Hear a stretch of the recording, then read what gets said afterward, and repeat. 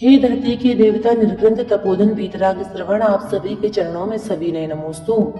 हे महायश साधु वृंद, आप सभी जिन शासन को गौरवान्वित करने वाले हैं और प्रभु वर्धमान की शाश्वत परंपरा को एकता, वात्सल्य और प्रेम के द्वारा वर्धमान करने वाले हैं, लेकिन जो वर्तमान में ग्रस्तों रूपी कांटों के कारण आदर्शमयी विद्या वाटिका के पुष्प आपस में मनभेद कर जिन शासन की अप्रभावना के निमित्त उपस्थित कर रहे हैं, यह खेद की बात है।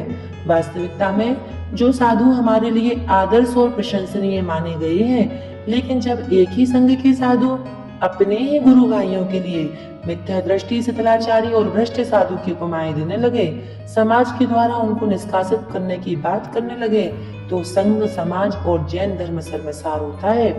अरे आप तो हमारे मार्गदर्शक हैं, फिर हम आपको कैसे मार्गदर्शन दें?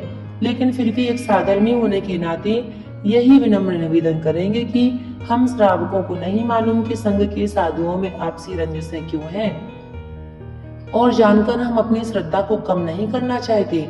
अतः जो भी बात है उसे आपस में संगठित होकर ही निपटाएं। सोशल मीडिया में प्रस्तुत कर, अपनी तीव्र कसाई जनमानस के सामने प्रस्तुत कर भोली भाली जनता के लिए भ्रमित ना करें। आप तो उन गुरुदेव के शिष्य हैं जो बिहार भी करते थे तो किसी को समाचार नहीं देते थे, अपने शिष्यों की बातों को जीते जी किसी के सामने प्रस्तुत नहीं होने दिया, तो फिर आप लोग उन सब बातों के लिए प्रस्तुत क्यों कर रहे हैं?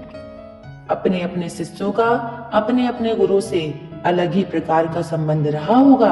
गुरु ने उनको प्रायश्चित देकर के शुद्ध भी किया होगा, लेकिन आप लोग इन सब बातों को उजागर करके हम लोगों की श्रद्धा को कम ना करें। हम तो आपके मुख से जनवाणी ही सुनना पसंद करते हैं, निजवाणी नहीं। अतः मधुर वात्सल्यमयी वाणी ही आपके कंठ का हार है।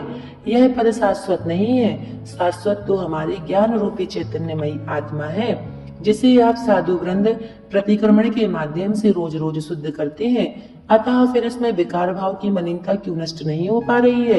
प्रत्येक जीव का अपना अपना पुण्य है, उसे कोई छेड़ नहीं कर सकता।